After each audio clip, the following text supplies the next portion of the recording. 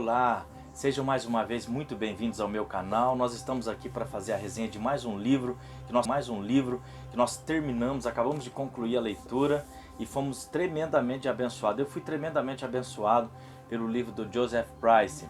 O livro que nós vamos fazer a resenha hoje é Destinados a Reinar. Vou chegar mais perto para ver se você consegue ver, visualizar bem. Destinados a Reinar. Pastor Joseph Price. A leitura desse livro é muito abençoada. É muito gostoso, é muito reconfortante para a nossa alma. Você vai aprender algo precioso da palavra de Deus, que eu penso que é a mensagem que deve ser pregada hoje. A mensagem que está faltando hoje. Nós ouvimos uma mensagem como o Joseph Price, quando Deus chamou ele para esse ministério, o Ministério da Graça, para pregar, ensinar a respeito da graça. Ele estava numa viagem de férias nos Alpes suíços, e enquanto a mulher dele estava dormindo no banco de trás do banco do carro, Deus começou a falar no coração do Joseph Price e falava: meu filho, você não prega a mensagem da graça.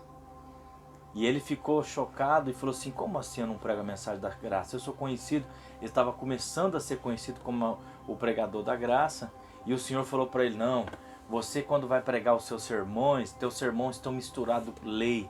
A graça e a lei estão misturados. Você tenta equilibrar as coisas e coloca um pouco no teu sermão da lei e um pouco da graça, e você mistura. E quando você faz a mistura, você anula o poder da graça. E o poder que pode libertar o homem, que pode salvar o homem, é o poder da graça. Então o Joseph Price vai mergulhar profundo na palavra de Deus, vai meditar, vai rever as coisas que ele aprendeu, e ele vai descobrir a mensagem libertadora da graça. Ele vai entender o que a palavra de Deus diz, que a bondade de Deus, Romanos, se eu não me engano, 2 e 4, de 2 ao 4, aonde Paulo fala que a bondade de Deus é que nos leva ao arrependimento. Então ele começa a abrir as escrituras e Deus começa a revelar para ele o mistério da graça. O que a graça pode fazer, o que a graça fez pelo ser humano, que não é o esforço do homem tentar ser santo. Então ele também conta da experiência dele, que ele vivia uma angústia religiosa, naquela desespero de ser mais santo, e pelas suas forças, e pela oração, e pelo jejum, tentando se santificar, como se ele pudesse agradar a Deus a partir do jejum, da oração dele. Então quando ele não orava, quando ele não jejuava, ele se acusava, ele se condenava, o diabo acusava ele, e ele não tinha paz. Até que um dia Deus mostrou para ele que não é a obediência dele. Porque a Bíblia diz, Paulo dizendo, e é o que ele vai colocar nesse livro, ele vai falar que, como a palavra de Deus diz, por meio de um homem o pecado passou a todos os homens.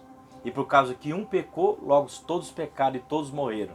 Mas a Bíblia também diz que por causa da obediência de um homem, muitos outros foram feitos justos. Então, ele descobre que o ser justo não depende das obras dele, não depende do que ele faz, mas depende do que um fez. Foi a obediência de um homem, e esse homem é Jesus. Foi a obediência dele que trouxe libertação. É a obediência de Jesus, não a minha obediência, não a minha santidade. Não é isso que me traz salvação, não é isso que me traz libertação. E é isso que ele descobre. Como no caso de quando Pedro, que nós sabemos, estava lá na beira do mar da Galileia trabalhando. Nós sabemos que Pedro era rústico, era durão.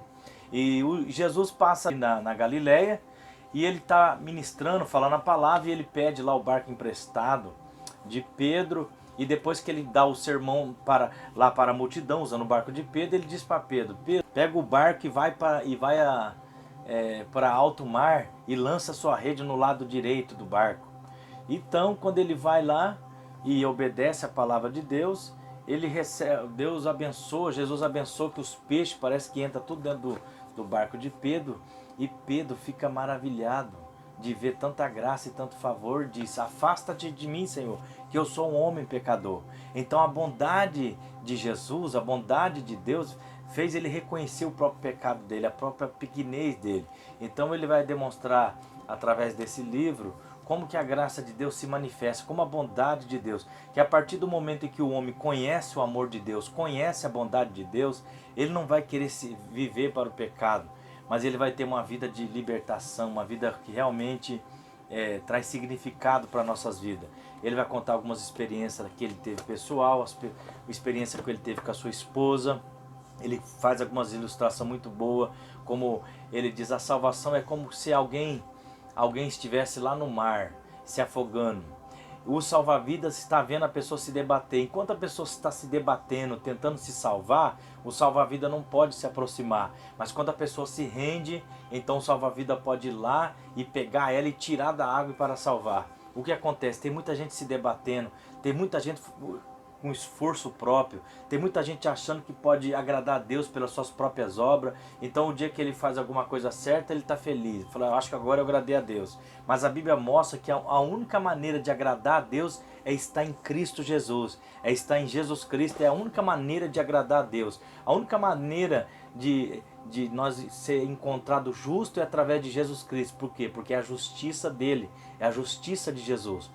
Ele vai fazer uma comparação também no Velho Testamento, que quando o judeu ele tinha que apresentar suas ofertas, trazer o seu cordeiro diante do sumo sacerdote, não importava a maneira que estivesse aquele judeu ou os pecados que ele tinha cometido, quando ele vinha perante o sacerdote, ele tinha que trazer o cordeiro. E o sumo sacerdote não examinava ele, não examinava o judeu, mas examinava o cordeiro. O cordeiro tinha que ser sem mancha, o cordeiro tinha que ser sem defeito. O que isso nos mostra? Quem é que foi no nosso lugar? Quem que é o nosso sacrifício? Quem foi oferecido no altar? Foi Jesus. Então o Pai, ele não examina nós hoje mais. O Pai hoje, ele nos vê através do cordeiro, através de Jesus. Jesus é o cordeiro perfeito. Se o cordeiro que o judeu apresentasse tivesse alguma mancha, algum defeito, ele não podia ser aceito. Por isso já ilustrava que Deus traria a salvação para nós através de um cordeiro santo, sem mancha. Por isso quando João Batista o vê, ele diz, eis o cordeiro de Deus que tira o pecado do mundo.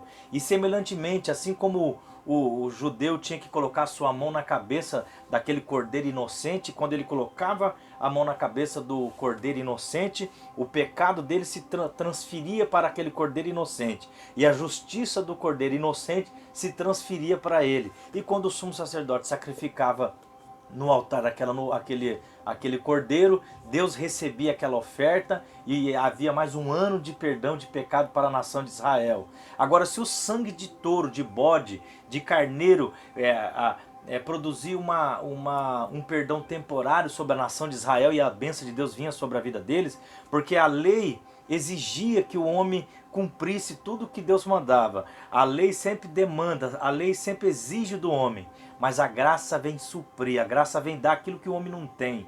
Porque perante a lei, Paulo disse, a lei foi dada para que todo mundo seja condenável diante de Deus, ninguém seja justo. Ou seja, a lei mostra a deplorável fraqueza da carne do homem e que o homem não tem como alcançar o nível que Deus exige. O que Deus pede é impossível para a carne do homem conseguir realizar. Por isso, quando alguém chegava perante Jesus, falando para ele, exaltando a lei, Jesus colocava a lei num nível que era impossível.